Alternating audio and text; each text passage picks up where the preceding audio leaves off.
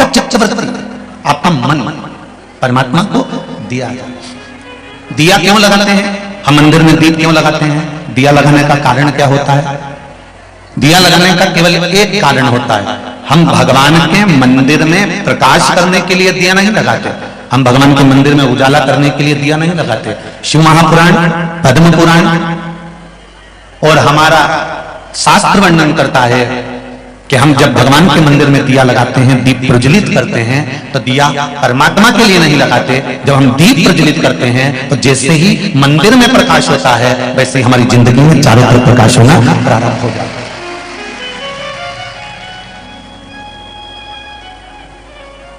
दीप का मतलब क्या होता है? सूर्य देवता की साक्षी। शिव पंचायत शिव महापुराण की कथा आप लोगों ने सुनी थी? शिव पंचायत शिव महापुराण की कथा यदि आप लोगों ने सुनी थी तो उसमें वर्णन करा था कि प्रत्येक पूजन में, अर्चना में, यज्ञ में, अनुष्ठान में, भगवान की भक्ति में सूर्य की साक्षी होना जरूरी होता है।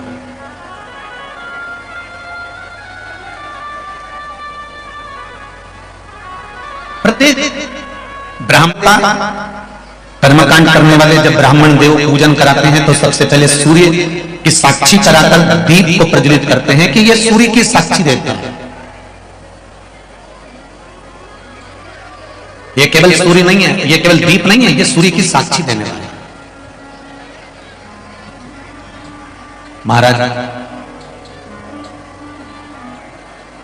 संकल्प करते समय हाथ में जल लिया जाता है, संकल्प करते समय हाथ में अक्षत छाप जाता है, संकल्प करते समय हाथ में खुला पैसा लिया जाता है, संकल्प करते समय एक गोल सुपारी हाथ में ली जाती है, संकल्प करते समय हाथ में पुष्प लिया जाता है।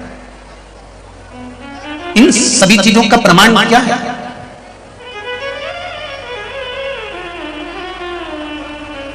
क्यों इन चीजों का प्रमाण कहा गया कि संकल्प लेते समय हाथ में जल लीजिए, संकल्प लेते समय हाथ में चावल लीजिए, संकल्प लेते समय हाथ में आप कुछ मुद्रा धारण कर लीजिए, कोई सुपारी ले लीजिए, जल ले लीजिए? इनका प्रमाण क्या है? अगर किसी कर्मकांडी ब्राह्मण से पूछेंगे तो वो बताएगा इस जल में, अक्षत में, सुपारी में, मुद्रा में, पुष्प में हमारी एक पीढ़ी संकल्प देने के लिए नहीं आई है। जब ब्राह्मण संकल्प छुड़ाता है, गोत्र बुलवाता है, नाम का स्मरण ब्राह्मण देवता कराते हैं, तब हाथ में जो वस्तु रखी होती है वो वस्तु केवल एक कुल को तारने वाली नहीं होती, वो संकल्प देने वाली वस्तु 7 पीढ़ी को तार देती है, 7 कुल को तार देती है।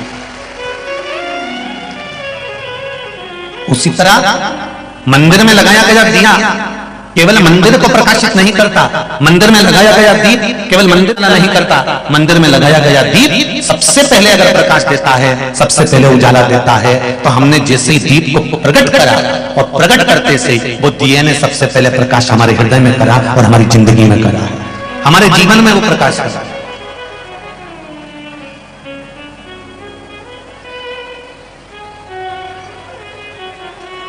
महाराज जो बुजुर्ग होते हैं ना, बड़े होते हैं ना, वो हमेशा ज्ञान की बातें ही करते रहते हैं और आपको समझाते रहते हैं। हाँ, छोटों को थोड़ा सा क्रोध आ सकता है, बच्चों को थोड़ा सा गुस्सा आ जाएगा, क्या मम्मी तुम रोज रोज एक ही बात लेकर बैठ जाती हो, क्या पापा तुम रोज रोज एक ही बात लेकर बैठ जाती हो, ऐसा होता है। एक दिन एक पिताजी अपने बच्चे से रोज कहते थे, बनो तो श्रवण कुमार बनो, बनो तो राम बनो।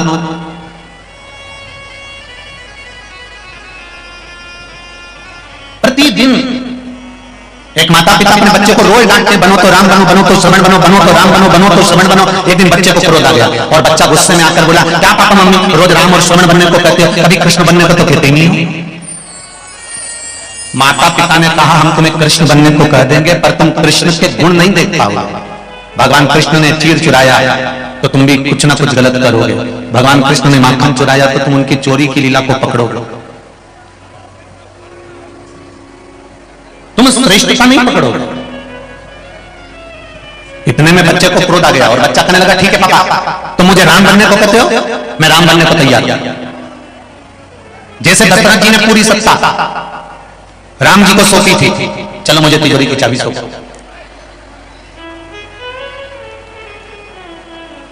बड़ों का छोटों को जो उपदेश होता है वो ज्ञान प्रदान करने वाला होता है।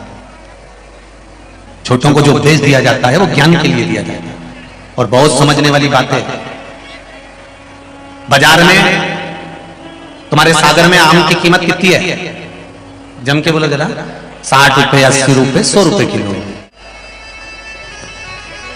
सेवफल की कीमत कितनी होगी? 60 रुपए, 80 रुपए, 100 रुपए।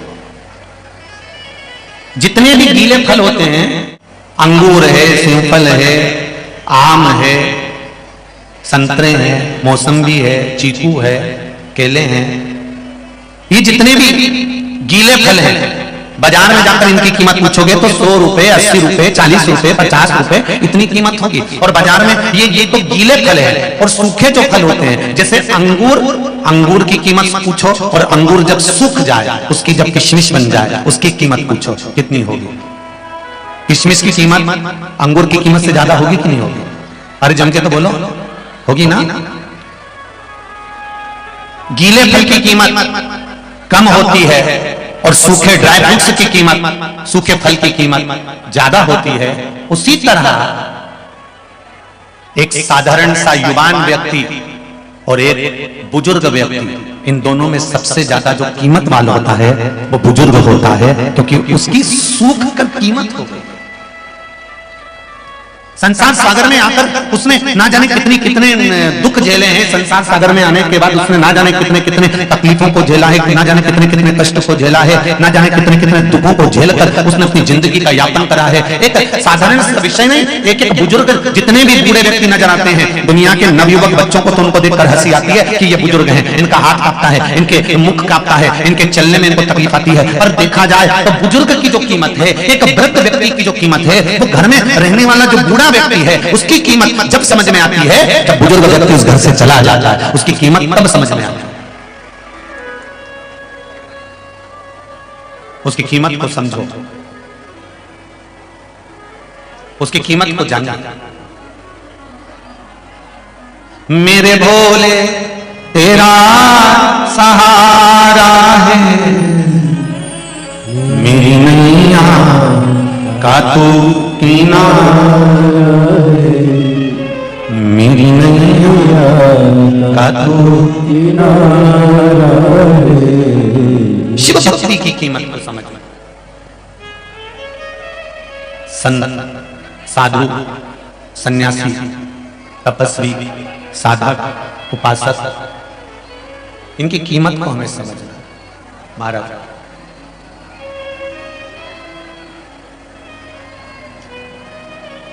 इनकी कीमत को हम समझते। शिव महापुराण की कथा कहती है भगवान शंकर माता पार्वती के साथ में विराजमान थे।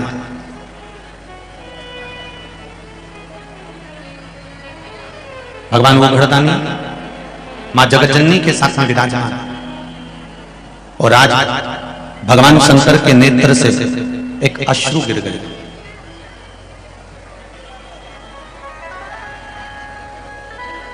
भगवान शिव के नेत्र से एक अश्रु गिर गया, और नेत्र बंद करने के बाद जो अश्रु गिरा, उस अश्रु से एक पुत्र ने जन्म लिया जिसका नाम था नरकासुर।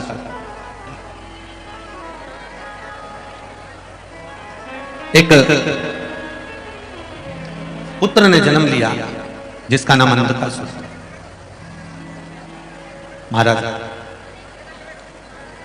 पार्वती जी ने उसको गोदी में ले लिया,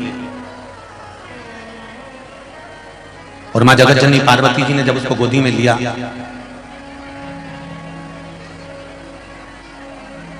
और गोदी में लेकर मां पार्वती उसको शिवजी के सम्मुख में लेकर आ गई। शंकर भगवान के सामने लेकर आकर माता पार्वती जी ने कहा, यह आपका पुत्र है। शिवजी ने कहा, पार्वती इसको ले जाकर समुद्र में फेंक दो। ये मेरे नेत्र बंद करने के बाद प्रकट हुआ है, और नेत्र बंद करने के बाद प्रकट हुआ, इसलिए इसकी कोई कीमत नहीं। इसको उठाओ, समुद्र में डाल।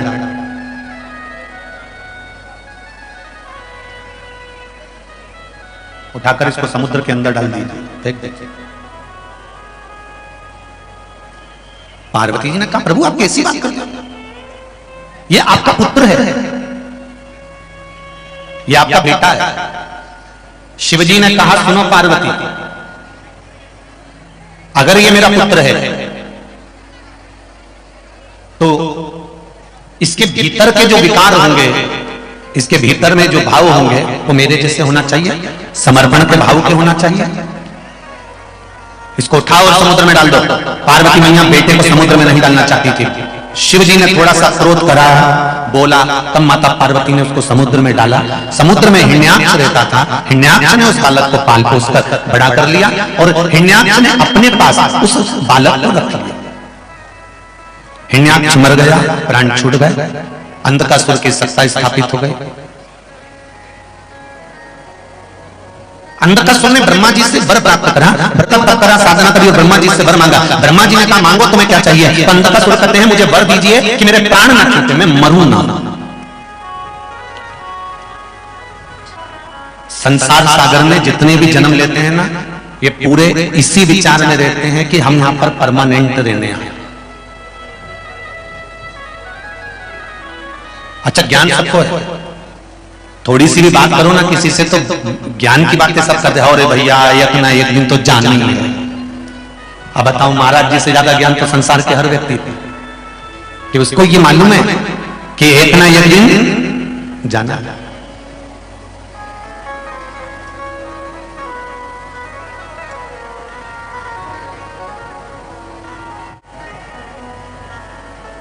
एक दिन प्राण छूट जाना। महाराज, जितने रिश्तेदार हैं, जितने नातेदार हैं, जितने कुटुंबी हैं, जितने कबीले वाले हैं, ये वैसे आएंगे नहीं आएंगे पता नहीं, पर मरने पर जरूर एक बार आ जाएंगे, ये निश्चित है।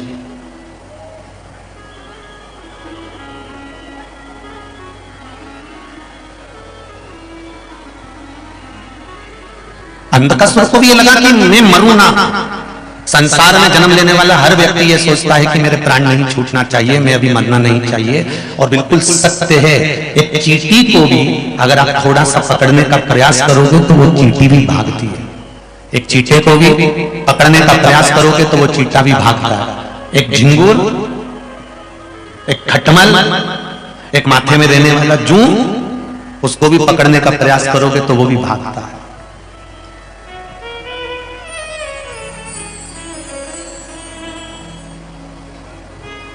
मरना कोई नहीं चाहता।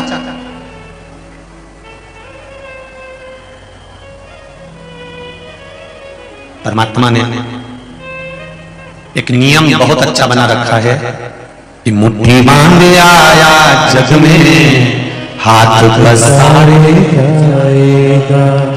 क्या तू लेकर आया जग में, क्या तू लेकर जाएगा। इस कहावत में कहा गया कि क्या तू लेकर आया, क्या तू लेकर जाएगा। मुट्ठी बांधे आया और हाथ पसारे जाएगा।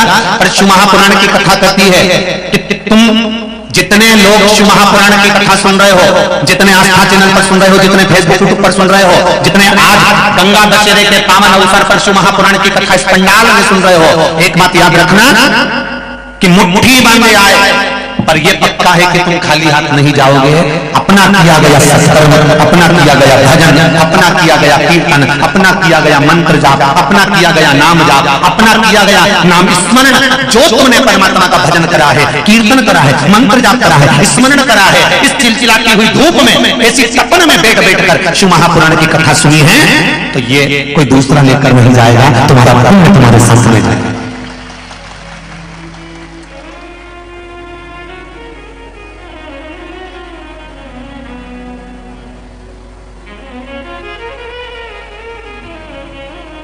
तुम्हारा पुण्य तुम्हारे साथ जाने वाला है, कोई तुम खाली हाथ नहीं जाने वाले हो।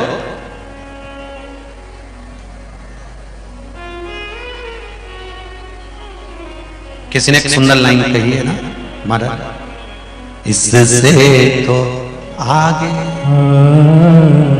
इससे तो आगे भजन नहीं है आगे, हर के भजन बिन अकेला रहेगा। अरे मन ये 2 दिन का मेरा रहेगा, कायम जगेगा जमेला रहेगा, इससे तो आगे। अंतिम समय में में केवल एक भजन का साधन है, अंतिम समय में केवल एक परमात्मा के नाम कीर्तन का साधन है, अंतिम समय में केवल एक नाम स्मरण का साधन है, इसके सिवाय कुछ नहीं, केवल नाम स्मरण। मंत्र जाप, कहा मृत्यु निश्चित है, आएगी, मरना पड़ेगा, इसको कोई टाल नहीं सकता। और सुन लो, जितने लोग कथा श्रवण कर रहे हैं, चाहे सागर में बैठकर सुन रहे हो, चाहे टीवी के सामने सुन रहे हो, चाहे मोबाइल पर सुन रहे हो, सब ध्यान लगाकर सुन लो कि मृत्यु निश्चित है, जाना पड़ेगा। पर एक बात का स्मरण अपनी जिंदगी में रखो कि मरने की जो घड़ी होती है, प्राण छूटने का जो समय होता है, उस समय पर तुम सोचो कि भगवान का नाम निकल जाए, भजन निकल जाए, कीर्तन निकल जाए, तो ये नहीं हो सकता। क्योंकि परिवार से इतना मोह होता है, परिवार में इतनी आसक्ति होती है, परिवार में इतनी तृष्णा होती है कि भगवान का नाम निकल ही नहीं सकता, परमात्मा का नाम नहीं। इतनी आसक्ति, इतनी तृष्णा, इतना मोह होता है, इतना मोह होता है कि बड़ा कठिन है भगवान का नाम निकलना। अगर निकलता है तो केवल परिवार वालों का नाम निकलता है, इसके सिवाय नहीं।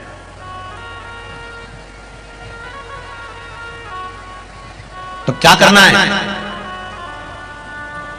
जितने गांव के लोग बैठे होंगे वो एक बात जानते होंगे, पानी गिरने से पहले गांव का व्यक्ति अनाज कोठी में भर के रख लेता है। बोलो सही है कि गलत है?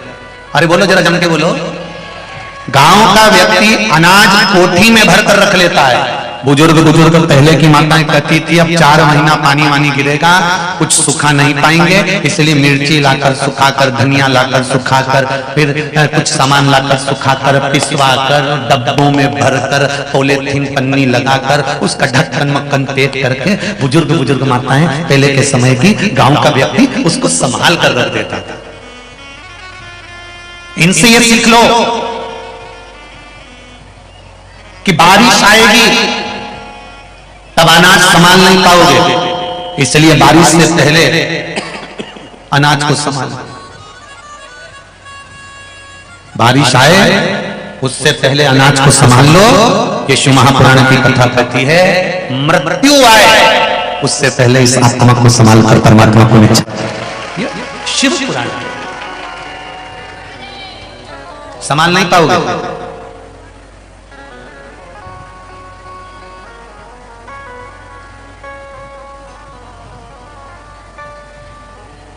घर में शादी आती है तो तैयारी शादी वाले दिन करती होगी, पहले से करते हो?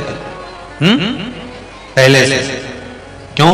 क्योंकि शादी वाले दिन तो लड़की की शादी है तो दूल्हा घोड़ी चढ़ के आएगा, और अगर लड़के की शादी है तो वो घोड़ी चढ़कर जाएगा। एक लड़की की शादी होगी तो घोड़ी चढ़कर आएगा, लड़के की शादी होगी तो घोड़ी चढ़कर जाएगा। उसी तरह अंतिम समय जिस दिन इस जीवात्मा को परमात्मा से मिलना है, प्राण छोड़कर जाना है, चले जाना, उस दिन तो घोड़ी चढ़कर यम, पाड़ा चढ़कर यमराज आएगा और पाड़ा चढ़कर राज हमको लेकर चले जाएगा। उस दिन कुछ नहीं कर पाओगे, केवल आंख से आंसू झड़ेंगे, नैनों से नीर बहेगा, पलंग पर पड़े रहोगे, डॉक्टर अपना काम करेगा। तब एक तुम्हारे काम जरूर आएगा, जो तुमने आज सागर में बैठकर जो शिव महापुराण की कथा सुनी है, ये तुम्हारे अंतिम समय में काम आएगा। 3.5 करोड़ रोम छिद्र ये मनुष्य के शरीर में है।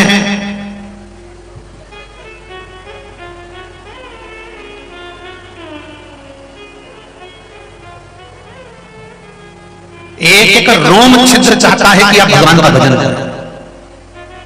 एक कथा पहले कही, आज फिर कह रहा है। द्रौपदी ने बुलाया, भगवान कृष्ण दौड़ कर गए। द्रौपदी आवाज लगाई, भगवान कृष्ण दौड़ कर गए। तो सत्यभामा जी ने कन्हैया जी से कह दिया, सत्यभामा जो थी ना थोड़ा बहुत तेज थी, और सत्यभामा जी ने भगवान कृष्ण से कहा कन्हैया कहां जा रहे हैं? आज मेरा ठाकुर इतनी जल्दी जल्दी कहां जा रहा है? भगवान कृष्ण कहते हैं सत्यभामा, हे सत्यभामा, मैं द्रौपदी के यहां जा रहा हूं। कृष्ण, ये द्रौपदी में ना जाने क्या है, कभी सुबह आवाज लगा देती है, कभी दोपहर में आवाज लगा देती है, कभी शाम को आवाज लगा देती है, और भगवान कृष्ण को दौड़कर द्रौपदी के जाना पड़ता है। सत्यभामा जी ने पूछा, आपका द्रौपदी का संबंध क्या है? कोई किसी व्यक्ति के यहां अगर दौड़ दौड़ के जा रहा है, कोई व्यक्ति के यहां अगर बार बार पहुंच रहा है, तो संबंध है क्या? क्या संबंध है आपका द्रौपदी का? भगवान कृष्ण ने कहा, वो मेरी बहन है, वो मेरी बहन है। जब मेरे हाथ में चोट लगा था तो उसने अपने साड़ी का पल्लू फाड़ कर चीर निकालकर मेरे हाथ में बांधा था। जब उंगली कटी तुम्हारी, मैंने पाड़ी आधी साड़ी,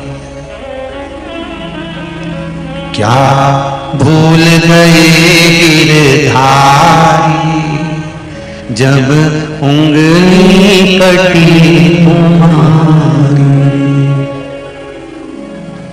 क्या भूल गए गिरधारी, जब उंगली कटी तुम्हारी। क्या ठाकुर भूल गए? भगवान कृष्ण कहते हैं द्रौपदी मेरी बहन है, इसलिए मैं दौड़ दौड़ कर चले जाता। सत्यभामा ने बुद्धि लगाई।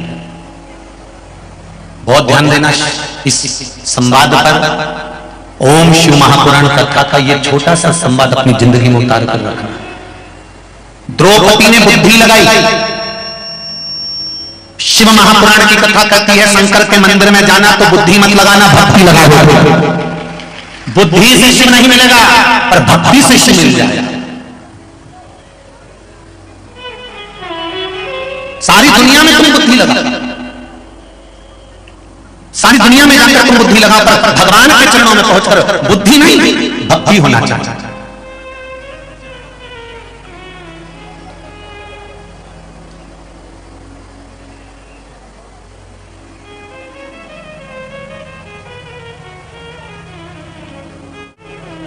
एक व्यक्ति ने प्रश्न किया था, गुरुजी आपने कभी शंकर जी को देखा है? सागर के लोग बहुत प्रश्न करते हैं, ढेर सारे हैं, ये सब लिखे पढ़े बैठे हैं ढेर, और इधर भरे हैं।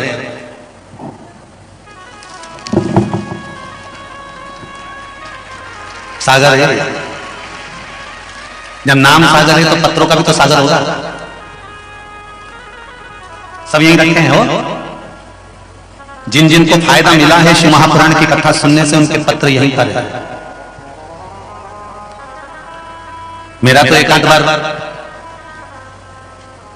आप सबसे निवेदन है कि इन पत्र को एक बार योग लगे तो एकांत में बैठकर पढ़ भी लेना कि इन पत्रों में कितने दिल से लोगों ने अपना भाव व्यक्त करा। किसी ने पूछा, गुरुजी आपने कभी शंकर जी को देखा है? आपने देवादिदेव महादेव को कभी देखा? हमने कहा ऐसे एकदम प्रत्यक्ष में तो कभी दिखा नहीं, पर यह जरूर है उसकी अनुभूति हर पल दिखती है, हर घड़ी दिखती है, हर क्षण दिखती है।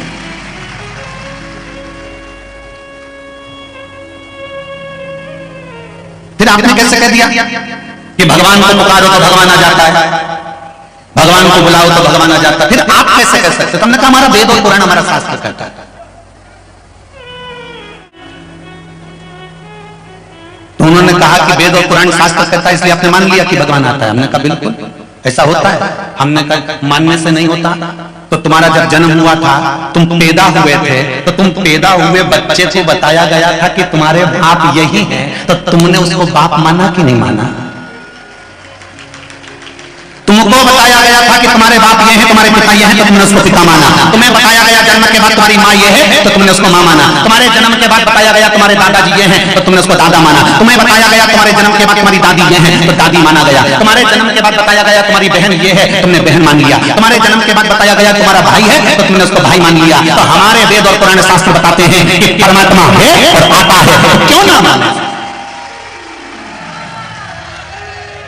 हमारा वेद और पुराण, हमारा शास्त्र, हमारे ऋषिवर बताते हैं कि परमात्मा है, मिलेगा, आएगा, हर पल मिलता है, हर पल।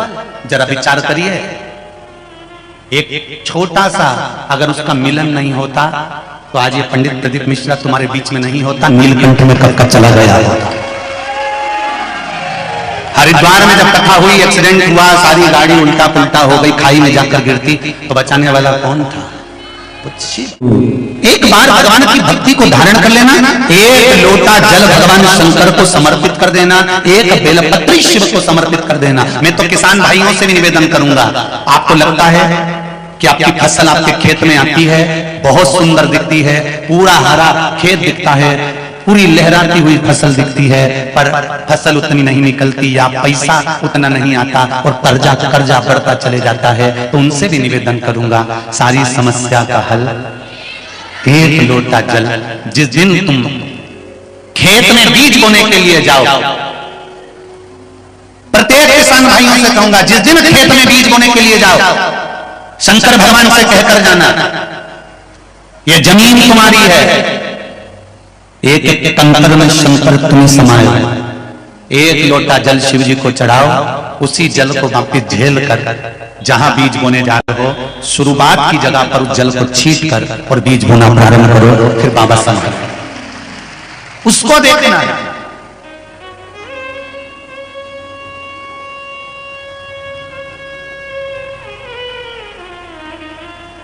उसके भरोसे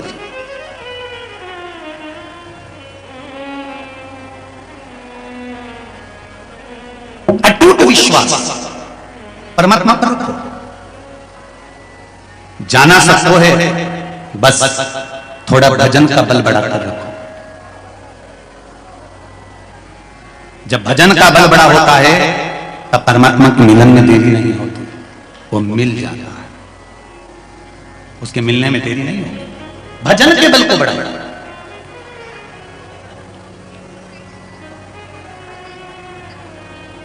अंधकासुर ब्रह्मा जी से वर मांग रहे हैं, मैं मरूं ना। ब्रह्मा जी कहते हैं ये निश्चित है कि तुम्हें मरना पड़ेगा, और कुछ मांग लो। तो मुझे वर दीजिए, जिस दिन मैं अपनी मां को गलत दृष्टि से देखूं उस दिन मेरे प्राण छूटे। ब्रह्मा जी ने तथास्तु कह दिया। जब तथास्तु मिला तब अंधकासुर को समझ जाना था कि ब्रह्मा जी ने तथास्तु कहा है, मतलब मैं माता को गलत दृष्टि से देखूंगा उस दिन मेरे प्राण छूटेंगे। अंधकासुर को यह मालूम था कि ना तो मेरी मां है, ना मेरा बाप है, ना मेरा पिता है, ये कोई भी नहीं, मेरा कोई नहीं।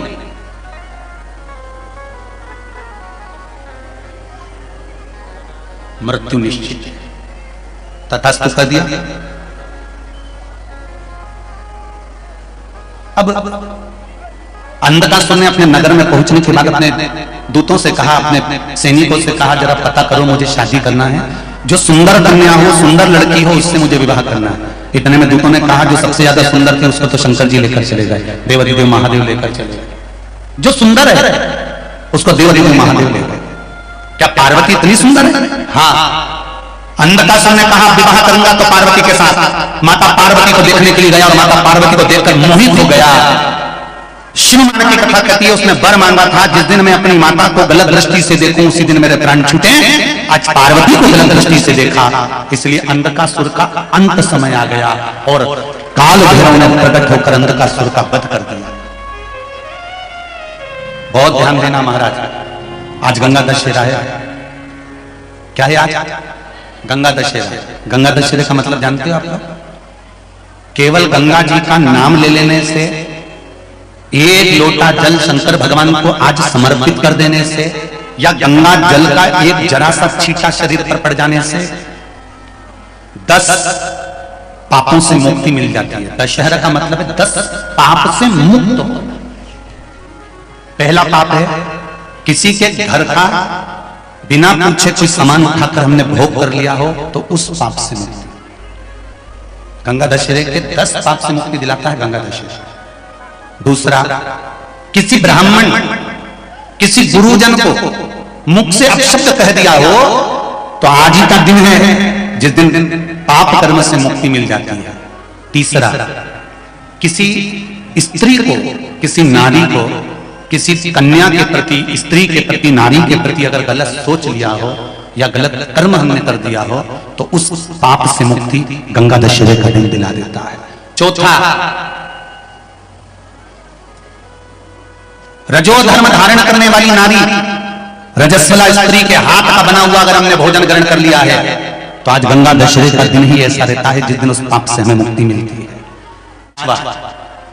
किसी के यहां सूतक, सूतक जानते हो सभी लोग, या सावट। सूतक का मतलब होता है किसी के यहाँ कोई मर गया और उसके यहाँ का तुमने भोजन या पानी ग्रहण कर लिया। सावड़ का मतलब होता है किसी के यहाँ बच्चा हुआ, तुम्हें मालूम नहीं था, उसके घर का 8 दिन का 10 दिन का तुमने भोजन या पानी ग्रहण कर लिया। सूतक या सावड़ का भोजन या अन्न पानी ग्रहण कर ले तो 5वें नंबर का गंगा दशहरे का वर्णन करता है कि 5वां पाप, इस पाप से भी लोगों को मुक्ति मिल जाती है। 6ठे नंबर का वर्णन आया, किसी मंदिर की जगह पर या धर्म की जगह पर अपना कब्जा कर लिया हो या धर्म की जगह को अपना बना लिया हो तो उस पाप से मुक्त होने का एक साधन 6ठे नंबर का। 7वें नंबर का, झाड़ू लगाते समय, बुआरी लगाते समय छोटे छोटे जीव झाड़ू के नीचे मर जाते हैं तो उसके पाप से मुक्ति गंगा दशहरे का दिन दिला देता है। 8वें नंबर का,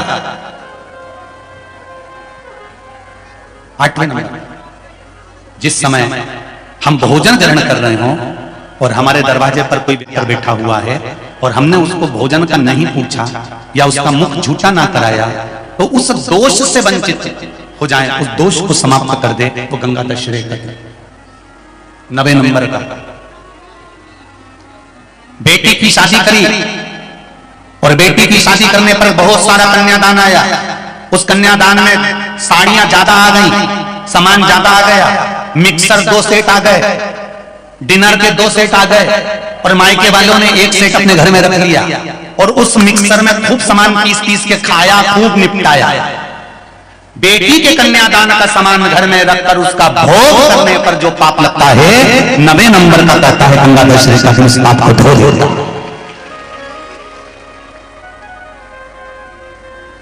10वें नंबर का महाराज, यदि किसी तीर्थ में जाकर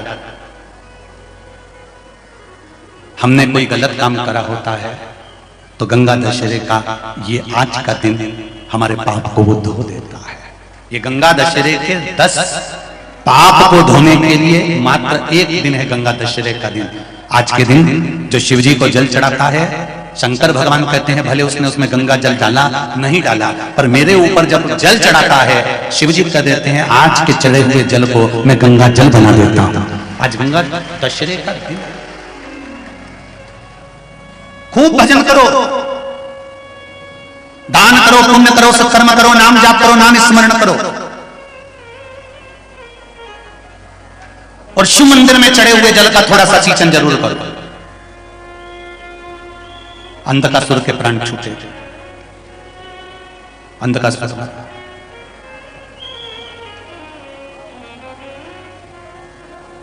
महाराज समय आया, मंथन हुआ, मंथन में सबसे पहले निकली तो गौ माता निकली। समुद्र मंथन में सबसे पहले जो प्राप्त हो रही है वो गौ माता प्राप्त हो रही है। इससे पहले ना विष निकला ना अमृत निकला, सबसे पहले गौ माता निकली क्योंकि राष्ट्र की रक्षा के लिए, धर्म की रक्षा के लिए, भारत भूमि की सभ्यता और संस्कृति की रक्षा के लिए, सनातन धर्म की रक्षा के लिए गौ माता का प्रकट होना बहुत जरूरी था कि गाय है तो पृथ्वी भी बनी ही रहे। गौ माता का प्रकट होना जरूरी।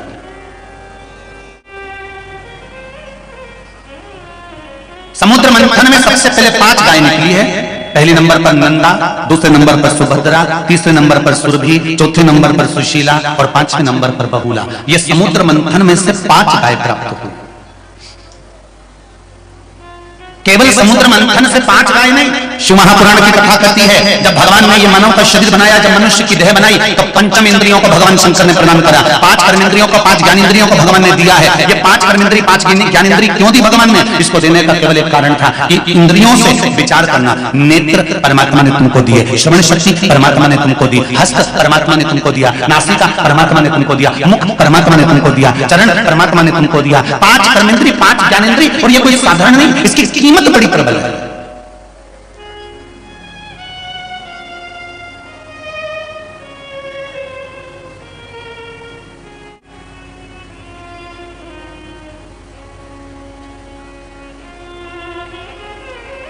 इसकी कीमत को हमें जानना है।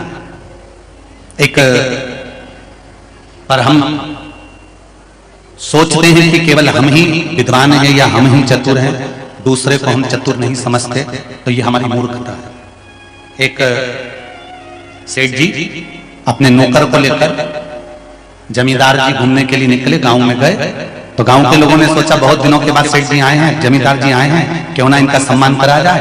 गांव के लोग एक टोकरी में आम लिया और एक बोतल में गन्ने का रस लिया, ईख का रस, गन्ने का रस लिया।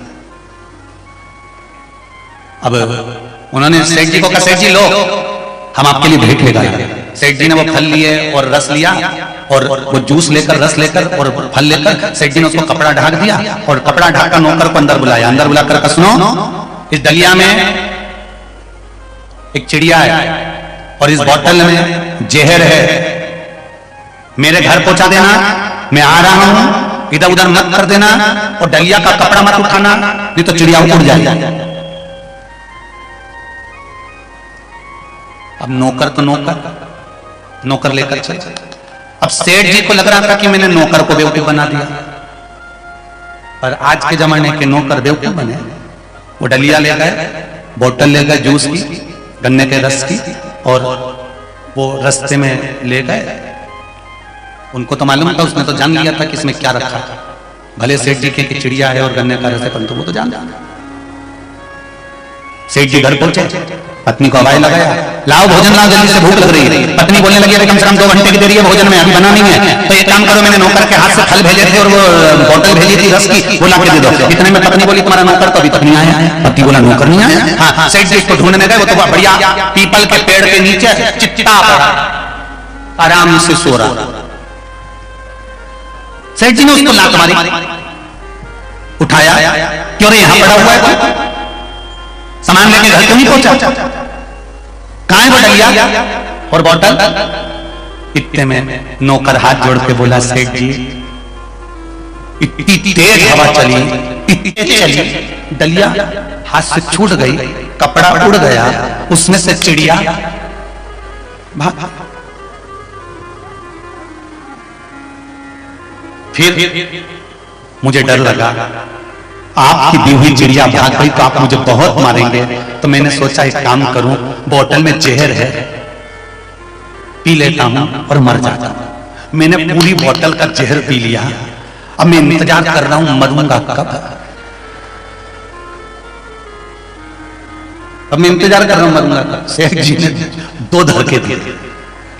पहले तो बताओ उसमें चिड़िया कहां से आई? तो कि तुम ही बोले थे कि उसमें चिड़िया है और बोतल में जहर है। ये दुनिया का भ्रम है।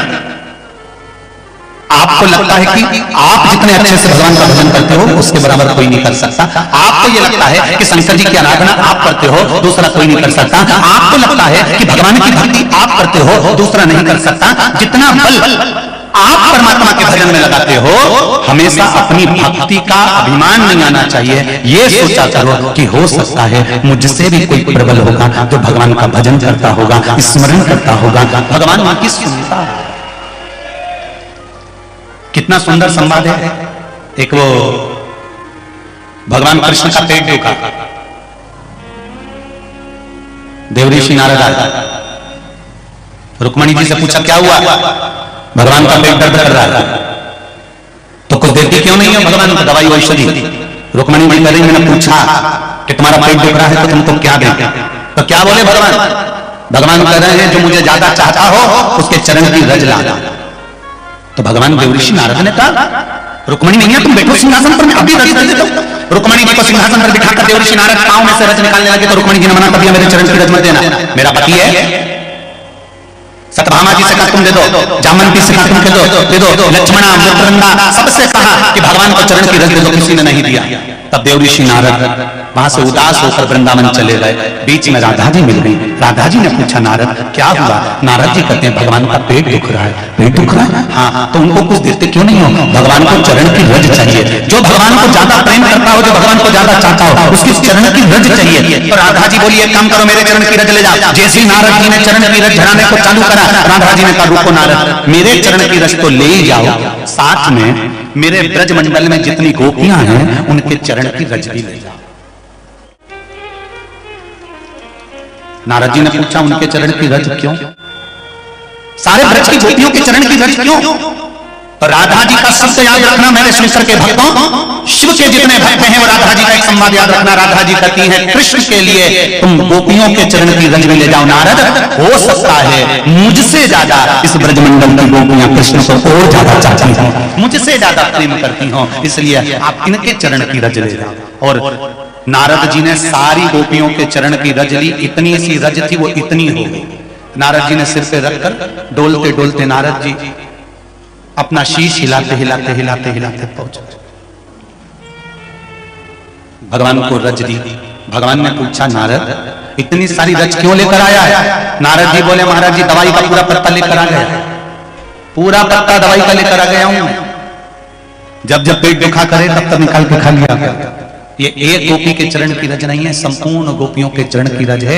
शिव महापुराण की कथा कहती है शंकर जी के मंदिर में एक लोटा जल चढ़ाने जाओ या बेलपत्री चढ़ाने जाओ या चावल का दाना चढ़ाने जाओ या एक मूंग का दाना भी आप शंकर भगवान को चढ़ाने के लिए जा रहे हो, एक पुष्प की मात्र एक पत्ती भी अगर आप भगवान शंकर को चढ़ाने के लिए जा रहे हो तो तुम्हारे भीतर यह अभिमान नहीं आना चाहिए कि मैं भगवान को ज्यादा समर्पित करती हूँ, मैं भगवान को ज्यादा पूजती हूँ। नहीं, तुम्हारे भक्ति को तुम ये सोचना कि मेरे से भी ज्यादा करने वाले पड़े हुए हैं, पर मेरे भोलेनाथ मेरी सुनेंगे जरूर, ये विश्वास के साथ में समर्पित कर, ये विश्वास। विष अमृत निकलने से पहले निकली है गौ माता। उस गाय को प्रकट करने का कारण केवल इतना था कि भारत के भूमि की सभ्यता, संस्कृति और विरासत को बचाए रखा। बहुत ध्यान से सुनिएगा महाराज जी। भगवान देवादिदेव महादेव को दूध चढ़ाने से, ये दुनिया के जो ये लोग जो बोलते हैं ना कि इतना भगवान को दूध मत चढ़ाओ, उसकी जगह गरीब को पिला दो। सनातन धर्म में जन्म लेने वाला एक एक सनातनी, एक एक सनातन धर्म में जन्म लेने वाला व्यक्ति भगवान को भी दूध उतना ही चढ़ाता है और गरीब को भी दूध उतना ही पिलाता है। किसी सनातन धर्म पर उंगली उठाने की जरूरत नहीं है कि भगवान को जो दूध चढ़ा रहे हो उसकी जगह गरीब को पिला दो। सनातन धर्म में, हिंदू धर्म में जन्म लेने वाला, सनातन धर्म में जन्म लेने वाला एक एक व्यक्ति जानता है कि शंकर को दूध चढ़ाने का अलग रखता है तो गरीब को पिलाने के लिए दूध अलग रखता है। ये सनातन धर्म का जानना। फिल्म में जरा सा बता देने से कि शंकर जी का दूध की जगह गरीब को पिला दो, सनातन धर्म वाले से पूछो तो सही, उसके दरवाजे पर अगर कोई खड़ा होता है तो भूखा और प्यासा नहीं जाता। हमारा सनातन धर्म इतना धर्म है। कोरोना महामारी में, जब कोरोना महामारी चली थी, सारे धर्म के स्थानों से दान पुण्य धर्म करा गया था। कोरोना महामारी में एक एक सनातन धर्मी के घर से कुछ ना कुछ दिया जरूर गया था। बोलो रे जी, सही है कि गलत है?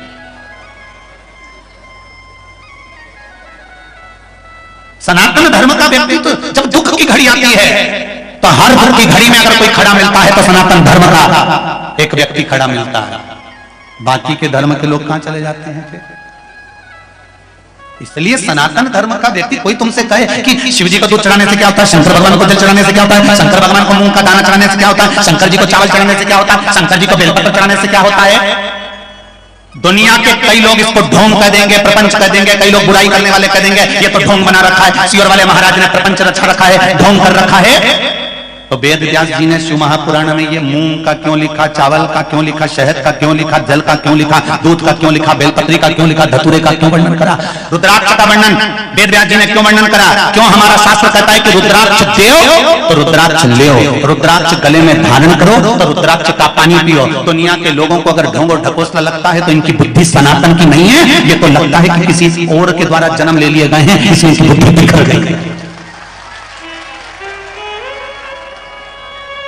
इनकी बुद्धि बिखर गई है और अच्छे अच्छे छत पर बैठकर बोलते हैं कि रुद्राक्ष पहनने से क्या होता है, बेलपत्री चढ़ाने से क्या होता है, बेलपत्री पे शहद लगाने से क्या होता है। इन पत्रों में से मेरा आप लोगों से निवेदन है, सागर वालों, इन पत्रों में से कोई एक पत्रकार बंधु भी यहाँ बैठकर इन पत्रों में से छाटे, और इन पत्रों में कम से कम 50 से 100 पत्र ऐसे हैं कि बेलपत्री में शहद लगाने से, शिव जी को चढ़ाने से किस किस को नौकरी मिली और किस किस को फल मिला, यहाँ तक वर्णन।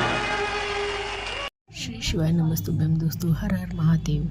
गुरुवार अष्टमी तिथि को एक बार यह उपाय अवश्य करें। साल में एक बार ही आता है, ऐसा मौका चूकना मत। एक धतूरा और पीले सर्प चंदन का उपाय है, बड़े से बड़ा कष्ट दूर होगा, इसलिए आप लोग अवश्य करें। हर हर महादेव।